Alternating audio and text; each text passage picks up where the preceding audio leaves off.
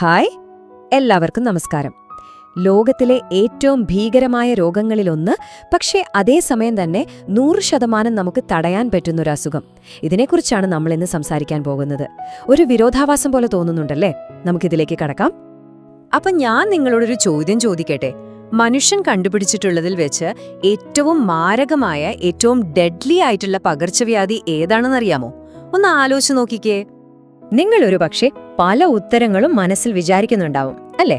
പക്ഷെ അതിനു മുൻപ് ഈ ഒരു സംഖ്യയിലേക്കൊന്ന് നോക്കൂ. 99.9%. എന്താണിത് എന്നല്ലേ? ഇതാണ് റാബീസ്, അതായത് പേവിഷബാധയുടെ രോഗലക്ഷണങ്ങൾ കണ്ടു തുടങ്ങിയാൽ പിന്നെ ഉണ്ടാവുന്ന മരണനിരക്ക്. ശരിക്കും പറഞ്ഞാൽ ലക്ഷണങ്ങൾ വന്നുകഴിഞ്ഞാൽ പിന്നെ രക്ഷപ്പെടാനുള്ള സാധ്യത ഇല്ലെന്ന് തന്നെ പറയാം. 0. അതുകൊണ്ടാണ് ഈ അസുഖത്തെ ലോകം ഇത്രയധികം പേടിക്കുന്നത്. പക്ഷെ പേടിച്ചിട്ട് മാത്രം കാര്യമല്ലല്ലോ, ശരിയായ അറിവാണ് നമുക്ക് വേണ്ടത്. അതുകൊണ്ട് നമുക്ക് ഈ രോഗത്തെക്കുറിച്ചും അതിനെ എങ്ങനെ നേരിടാമെന്നും വ്യക്തമായിട്ട് തന്നെ മനസ്സിലാക്കാം. നമ്മൾ ഇന്ന് നോക്കാൻ പോകുന്നത് ഇത്രയും കാര്യങ്ങളാണ്. എന്താണ് ഈ റാബീസ് വൈറസ്? ഇതെങ്ങനെയാണ് പടരുന്നത്? ഒരു കടിയോ മറ്റോ ഏറ്റാൽ നമ്മൾ എന്ത് ചെയ്യണം?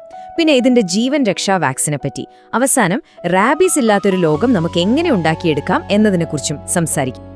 ഓക്കെ, അപ്പൊ നമുക്ക് തുടങ്ങാം. ആദ്യം തന്നെ എന്താണ് ഈ റാബീസ് എന്ന് ശരിക്കും ഒന്ന് മനസ്സിലാക്കാം. റാബീസ് എന്ന് പറയുന്നത് ഒരു വൈറസ് രോഗമാണ്. ഈ വൈറസ് മനുഷ്യരിലും മറ്റു സസ്തനികളിലും തലച്ചോറിൽ ഒരു തരം നീർക്കെട്ട് അല്ലെങ്കിൽ വീക്കമുണ്ടാക്കും. സിമ്പിളായി പറഞ്ഞ, രോഗം ബാധിച്ച മൃഗങ്ങളുടെ ഉമിനീരിലൂടെയാണ് ഇത് പകരുന്നത്. നമ്മുടെയൊക്കെ തലച്ചോറിനെയും നാഡീവ്യൂഹത്തെയുമാണ് ഇത് നേരിട്ട് ആക്രമിക്കുന്നത്. ശരി, ഇനി അടുത്തത്, ഈ വൈറസ് എങ്ങനെയാണ് മൃഗങ്ങളിൽ നിന്ന് നമ്മളിലേക്ക്, മനുഷ്യരിലേക്ക് പടരുന്നത് എന്ന് നോക്കാം. റാബീസിനെ കുറിച്ച് ഒരു വലിയ തെറ്റിദ്ധാരണയുണ്ട്, അല്ലേ? ഭ്രാന്തൻ പട്ടി കടിച്ചാൽ മാത്രമേ പേവിഷബാധ വരൂ എന്ന്. പക്ഷെ സത്യം അതല്ല.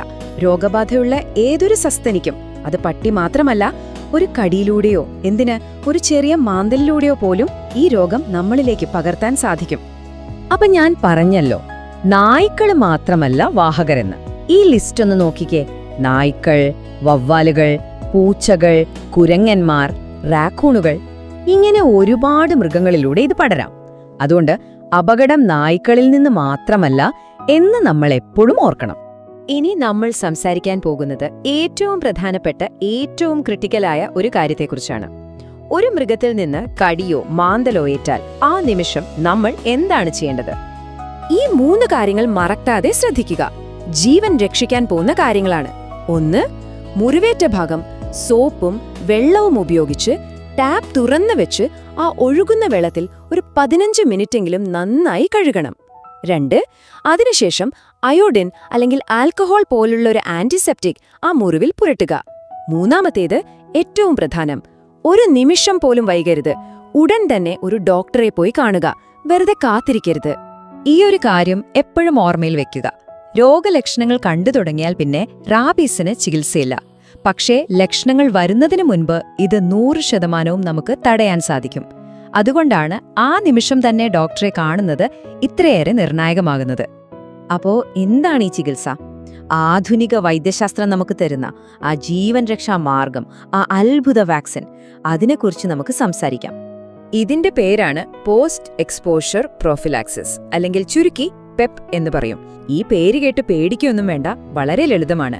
നമ്മുടെ ശരീരത്തിൽ വൈറസ് പെരുകി തുടങ്ങുന്നതിന് മുമ്പ് തന്നെ അതിനെ നിർവീര്യമാക്കാനുള്ള ഒരു കൂട്ടം കുത്തിവെപ്പുകൾ, അത്രയുള്ളൂ. ഇതൊരു കൃത്യമായ ഷെഡ്യൂൾ അനുസരിച്ചാണ് തരുന്നത്. ഈ ടൈം ലൈൻ ഒന്ന് നോക്കൂ. കടിയേറ്റ അതേ ദിവസം, അതായത് ഡേ 0-ൽ ആദ്യത്തെ ഡോസ് വാക്സിനും കൂടെ റാബീസ് ഇമ്മ്യൂൺ ഗ്ലോബുലിനും തരും. പിന്നെ 3-ാമത്തെ ദിവസം ഒരു ഡോസ്, 7-ാമത്തെ ദിവസം അടുത്തത്, 14-ാം ദിവസം അവസാനത്തേതും.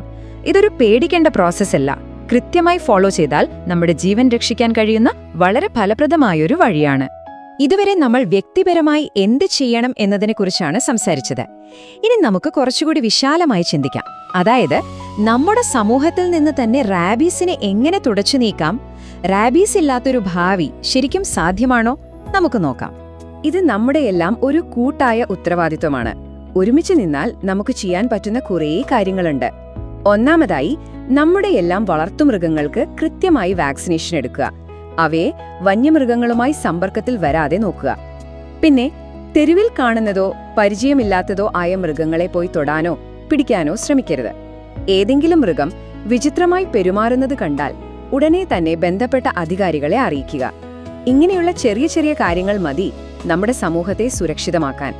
അപ്പോ അവസാനമായി എന്റെ ചോദ്യം ഇതാണ്: വളരെ ലളിതമായ ഒരു പ്രവൃത്തി കൊണ്ട് ഉറപ്പായ ഒരു മരണം ഒഴിവാക്കാൻ പറ്റുമെങ്കിൽ നിങ്ങളത് ചെയ്യാതിരിക്കുമോ? ഈ അറിവ് നിങ്ങളുടെ മനസ്സിൽ എപ്പോഴും ഉണ്ടാവട്ടെ. സുരക്ഷിതരായിരിക്കുക, പറ്റുമെങ്കിൽ ഈ വിവരങ്ങൾ മറ്റുള്ളവരിലേക്കും എത്തിക്കുക.